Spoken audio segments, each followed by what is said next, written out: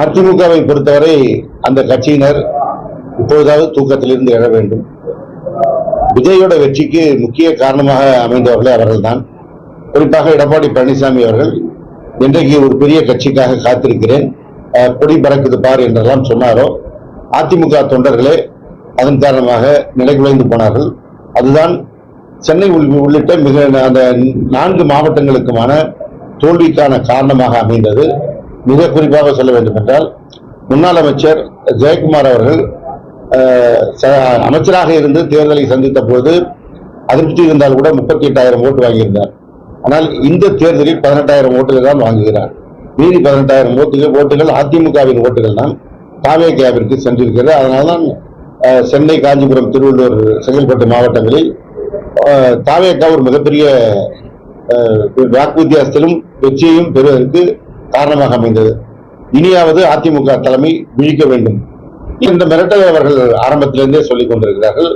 ஏற்கனவே ஆதவர்ஜுனா சொன்னதை இப்போது நிர்மல்குமார் வழிமொழிந்திருக்கிறார்.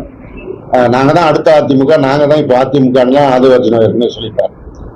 அதிமுகவை பொறுத்தவரை அடிமட்ட தொண்டர்கள் இந்த கருத்துக்களை விரும்பவில்லை என்பதுதான் என்னை சந்திக்கின்ற அதிமுக தொண்டர்கள் சொல்கின்ற கருத்தாக இருக்கிறது. மாண்புமிகு கழக தலைவர் தளபதி அவர்கள் முதலமைச்சராக இருந்த போது எந்த சம்பவம் நடந்தாலும் அந்த சம்பவம் குறித்து தன்னுடைய கருத்தை வெளிப்படுத்துவார். இங்கே ஏதாவது ஒரு இது போன்ற லாக்அப் நடந்தா கூட அவரிடத்துல மன்னிப்பு கேட்டு அவர் அந்த குடும்பத்துக்கு வருத்தம் தெரிவித்த செய்திகள்லாம் இருக்கு. ஒரு முதலமைச்சர் அவ்வளவு இறங்கி மக்களிடத்திலே பழகினார். அதை கூட இவர் கிண்டல் பண்ணார், சாரி சொல்லாதீங்க, நீதி தான் வேணும்னு. ஆனா இன்னைக்கு அந்த சாரி சொல்ல கூட இவர் தன்னுடைய கருத்தை வெளிப்படுத்துவதற்கு தயாராக இல்லை. அதே போல ஒன்றிய அரசு மூலமாக பல்வேறு நெருக்கடி வருது, அது குறித்தும் வாய் திறப்பதற்கு அவர் தயாராக இல்லை. அவரை பொறுத்தவரை அவர் என்ன நினைத்துட்டு இருக்கிறாருன்னா, எப்பொழுது அவர் நினைக்கிறாரோ அப்பொழுது மேடை ஏறி தன்னுடைய கருத்தை சொல்லிவிட்டு போய்விடலாம். அதுவே தமிழ்நாட்டு மக்கள் ஏற்றுக்கொள்வார்கள் என்று நினைத்துக் கொண்டிருக்கிறார். அவர் புரியாமல் இருக்கிற விஷயம், அவருடைய ரசிகர் மன்றத்தை சேர்ந்தவர்களும் அவர் மீது ரசிக மனப்பான்மையோடும் வாக்களித்தவர்கள் தான் அவர் சொல்லுகின்ற செய்திக்காக காத்திருக்கிறவர்கள். மற்ற தமிழ்நாட்டு மக்களை பொறுத்தவரை ஒரு முதலமைச்சராக தன்னுடைய கடமையை அவர் ஆற்ற வேண்டும் என்றுதான் எதிர்பார்க்கிறார்கள்.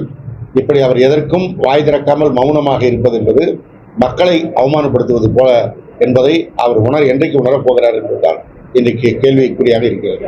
அனைத்து விதமான உள்ளூர் மற்றும் உலக செய்திகளுக்கு நமது www.adiban.com என்ற இணையதளத்தை பார்வையிடவும்.